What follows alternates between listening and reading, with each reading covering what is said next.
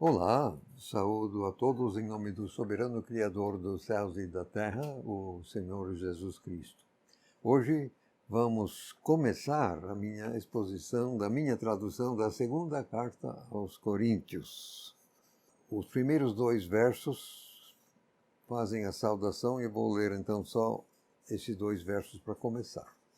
Paulo, um apóstolo de Jesus Cristo pela vontade de Deus, e o irmão Timóteo, à igreja de Deus que está em Corinto, junto com todos os santos que estão em toda a Acaia. Graça e paz a vocês da parte de Deus nosso Pai e de soberano Jesus Cristo. Começando, voltando ao primeiro verso, diz que Paulo escreve que ele é apóstolo pela vontade de Deus. Apóstolos não são ordenados por homens, são designados por Deus, que tem motivo para assim fazer. No caso de Paulo, foi para promover a obediência de fé entre todas as nações étnicas, conforme está em Romanos capítulo 1, verso 5. Você querendo os sinais de um apóstolo, Paulo dá na segunda carta dos Coríntios, que é esta, mas no capítulo 12 e verso 12.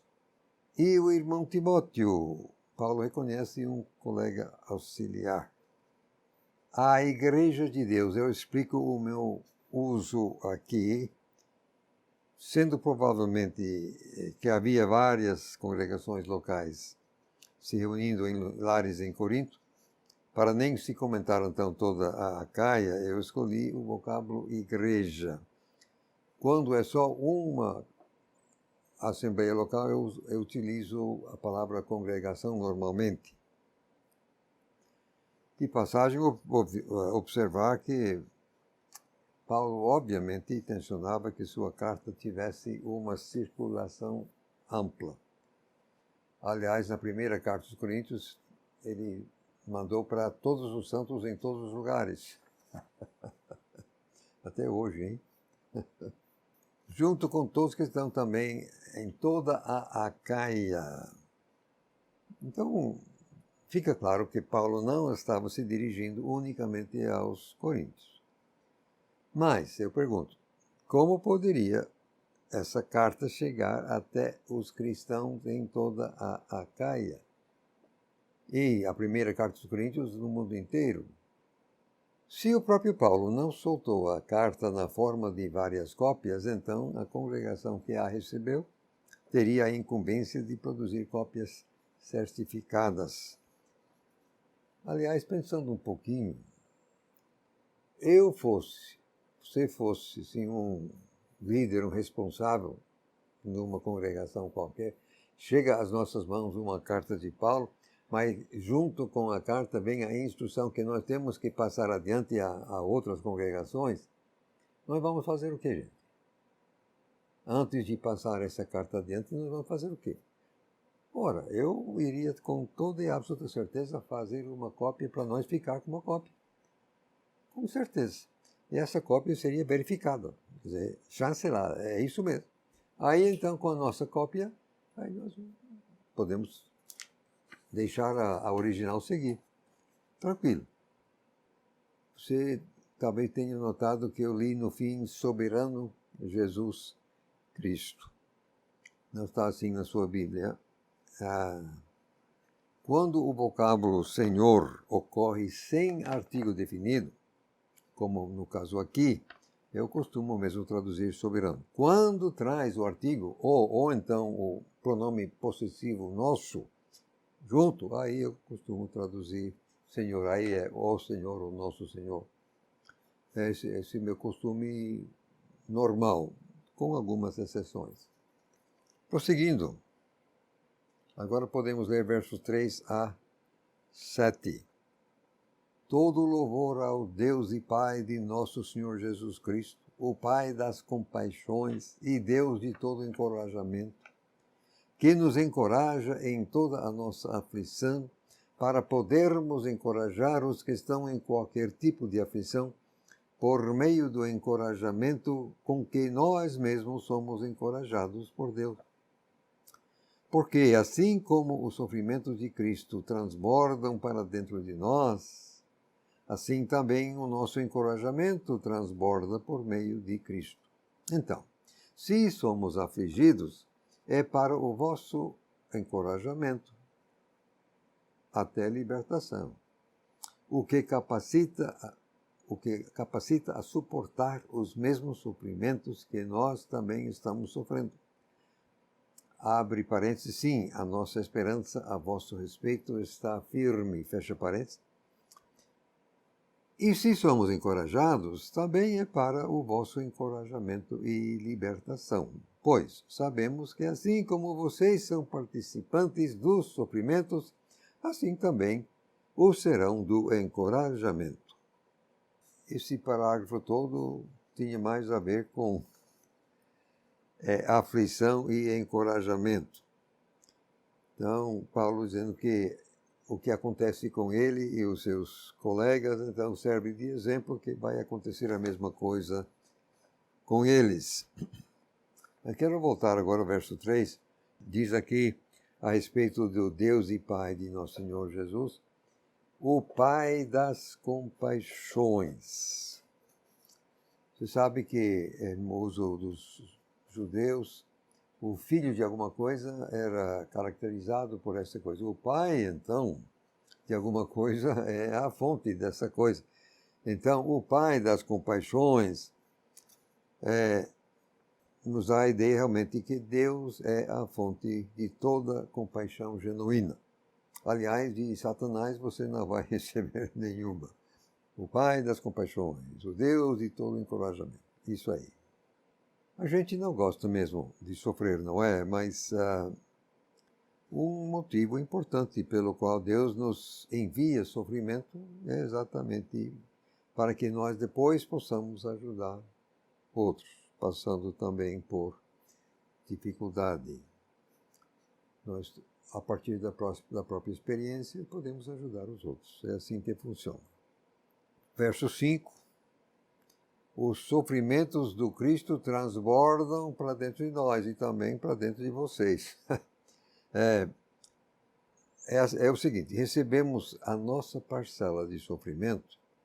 Dessa forma, nós participamos nos sofrimentos de Cristo.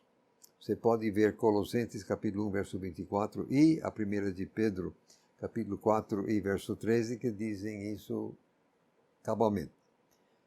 Nós participamos nos sofrimentos de Cristo.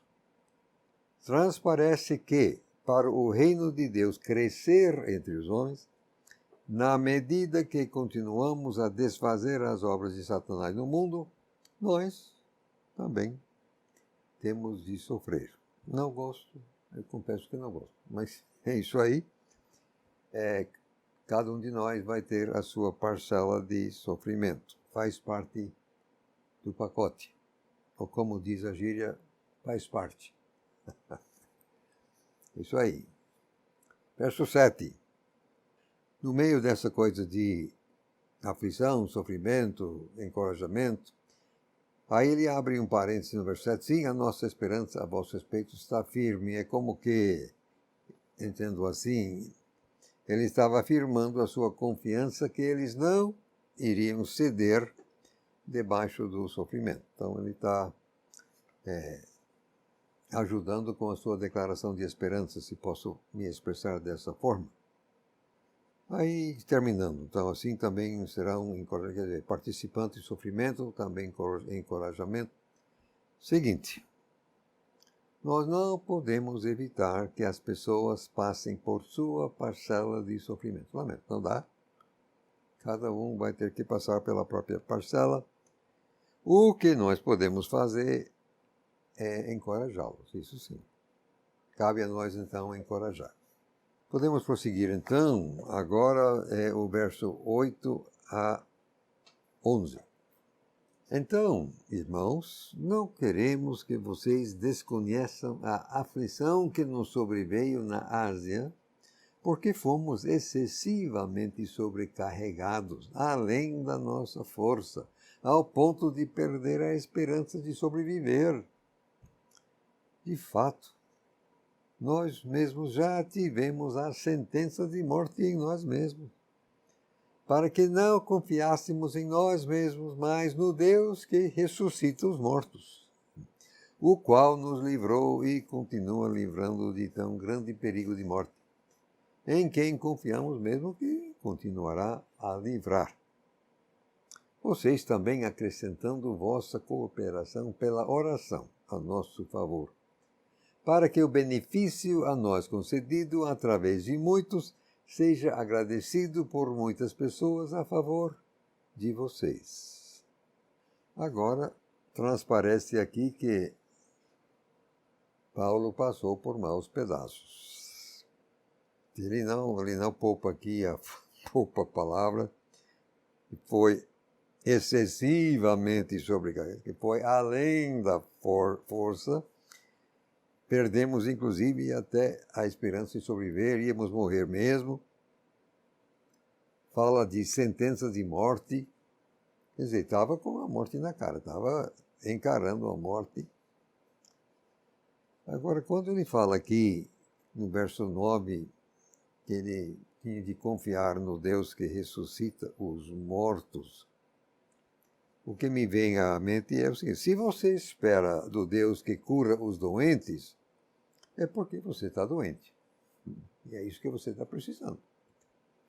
E se você espera no Deus que ressuscita os mortos, é porque você está encarando a morte. E transparece que Paulo entendeu que chegou perto mesmo. Ele chegou, foi perto.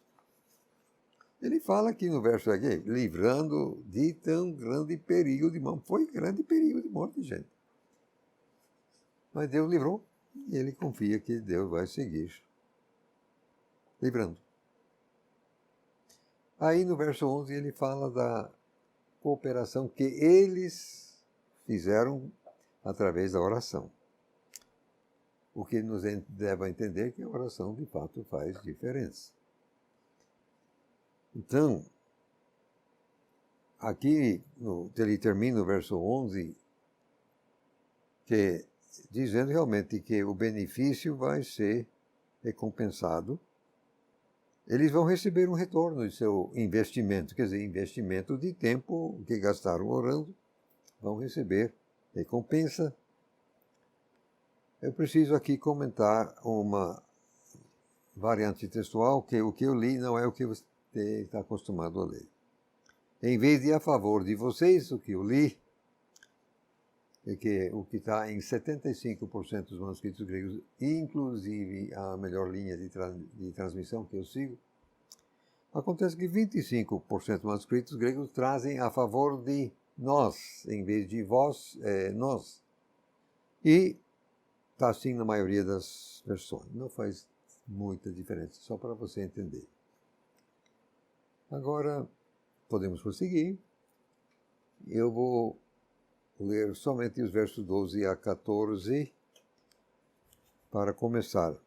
Até o verso 22 ele vai falar de uma mudança de planos. Mas aqui vou ler só 12 a 14.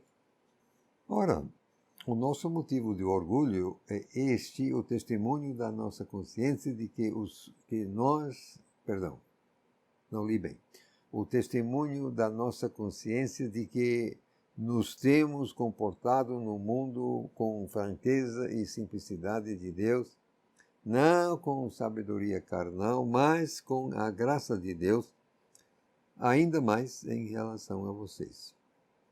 Pois não vos escrevemos nada além das coisas que podem ler e entender. Aliás, espero mesmo que vão entender até o final. Abre parêntese, como de fato alguns de vocês já me conheceram. Fecha parêntese. Que somos o vosso motivo de orgulho, assim como vocês também são o nosso no dia do Senhor Jesus. Aqui, de fato, não começou a falar na mudança de planos ainda. É material introdutório. Ele fala da sua maneira de viver, tem tranquila consciência quanto a isso. Não com sabedoria carnal, sim com a graça de Deus. Agora, verso 13. Não vos escrevemos nada além das coisas que podem ler e entender.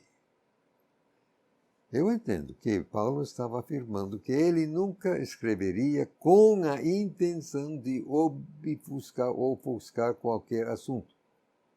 Isso seria um bom exemplo, aliás, para todos nós seguir. Nunca escrever com a intenção de turvar a água, de confundir, de embrulhar, não. Vamos falar e escrever de forma clara para que as pessoas possam entender. Então, ele espera realmente que eles vão seguir entendendo. Só que o que ele quer que entendam é que ele fala que vocês são o nosso motivo de orgulho. Aliás, nós somos o vosso motivo de orgulho e nós também, vocês também o nosso. Quando? No dia do Senhor Jesus. Eu entendo que esse tal dia do Senhor Jesus é exatamente o tribunal de Cristo, onde todos os santos irão prestar contas do que fizeram no corpo, bem ou mal. Parece aqui que Paulo estava até falando de uma jactância recíproca, até mesmo diante do trono. Eu acho curioso, está aí. Como entender? Bom, podemos pensar, quem sabe, num pai e filho, que tem orgulho um do outro. Talvez seja uma ideia parecida. Ele com o orgulho deles, eles com o orgulho dele. Tá? Prosseguindo, então, vamos ter que ler agora versos 15 a 22, que é um parágrafo só. Foi nesta confiança que eu planejava ir até vocês primeiro, e através de vocês seguir para a Macedônia, e novamente retornar da Macedônia até vocês, abre parênteses, para que tivessem duplo benefício, fecha parênteses. E então ser encaminhado por vocês até a Judeia. Então, ao planejar isso, será que agi com leviandade? Ou quando planejo as coisas, será que planejo segundo a carne? Para que haja comigo tanto sim, sim, como não, não. Assim como Deus é fiel, a nossa palavra para vocês não foi sim e não. Mesmo porque o Filho de Deus, Jesus Cristo, que entre vocês foi proclamado por nós, por mim, Silvano e Timóteo, não foi sim e não. De fato, com ele sempre tem sido sim. Porque todas as promessas de Deus nele são sim. Deveras, nele são amém. Para que haja glória a Deus através de nós. Então, aquele que nos estabelece junto com vocês para dentro de Cristo e que nos ungiu é Deus, o qual também nos selou e nos deu o Espírito nos nossos corações como primeiro pagamento. Então aqui é que aparece a mudança de planos. Ele ia fazer uma coisa, transparece que acabou não conseguindo fazer. Ele ia a Macedônia, voltar, tal e tal. Ele fala aqui de um duplo benefício. Primeiro, o benefício seria espiritual, mas parece-me que Paulo estava dizendo que ele proporcionava semelhante benefício por onde quer que passasse. Aliás, bem que eu gostaria de poder dizer a mesma coisa, né? Você não gostaria? Por onde quer que você passe, está sempre deixando um benefício espiritual. Que coisa boa, não? Quando ele fala de ser encaminhado por vocês até a Judeia, terminando o verso 16, esse tal de encaminhamento provavelmente incluía dinheiro, né? Porque eles iriam ajudar Paulo com os custos. Agora ele fala, será que eu agi com leviandade? Porque ele se viu aparentemente obrigado de mudar de plano, pelo menos mudou. Então, esse tal de sim, sim, não, não, não estamos acostumados com essa linguagem, mas o que Paulo está querendo dizer com isso, assim entendo, é que alguém que morde e sopra, quer dizer, fala de ambos os lados da boca, assim. Você nunca sabe exatamente o que a pessoa realmente quer dizer. Então esse tal de sim, sim, não, não, não. Ou é sim, ou então é não. Nem não todos os dois. Então assim ele diz, verso 18, como Deus é fiel, a nossa palavra nunca foi assim, sim, quer dizer, nunca foi uma palavra duvidosa, ambígua. Não. As posições de Paulo sempre eram claras, não eram ambíguas. Então ele afirma mesmo que com Jesus, o Filho de Deus, não tem nada disso. É sempre, no caso dele, sim, no que diz respeito às bênçãos espirituais que ele nos proporciona. É sempre sim, é sempre amém. Amém é maneira de você concordar. Você diz amém, você está concordando, não? Não. Agora, ele ainda menciona seus colegas. Proclamado por nós, aí ele esclarece, por mim, Silvano e Timóteo. Reconhece seus colegas, seus sócios. Agora, o verso 20 fala para que haja glória a Deus através de nós. Eu entendo que na medida que nós aqui aproveitamos as promessas de Deus, Deus vai receber a glória. Sendo que as promessas de Deus são positivas, sempre positivas, com o sim, portanto. Agora, no verso 21, ele fala que aquele que nos estabelece, tal e tal, e que nos ungiu. Eu quero enfatizar que esse tal de ungir está no passado. Ele nos ungiu, passado, mas o estabelecer está no presente. Por quê? Porque o estabelecer é um processo em andamento. Então, o ungir está no passado, mas o estabelecer é presente, está em andamento. E vejam bem que é para dentro de Cristo, é para lá que temos que chegar. Para dentro de Cristo. Agora o verso 22 fala do Espírito Santo. Aqui temos uma coisa preciosa. O Espírito Santo dentro da gente é como que a marca de Deus em nós, assim como antigamente, não sei tanto hoje, mas eles colocavam marca nos animais para mostrar a propriedade do animal, quem era o dono.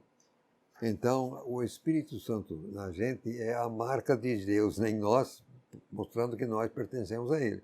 Nós somos de Deus. Então, a prova disso, a marca disso, é o Espírito Santo na gente. Ao mesmo tempo, o Espírito Santo em nós é a nossa garantia de que fomos de fato regenerados. Porque só recebe o Espírito Santo quem for de fato regenerado por Ele.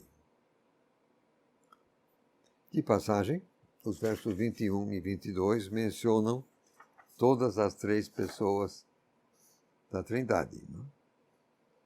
Aquele que nos está, isso aí é o Pai, para dentro de Cristo, aí é o Filho, e nos deu o Espírito, aí está o Espírito Santo. Então temos aí a Trindade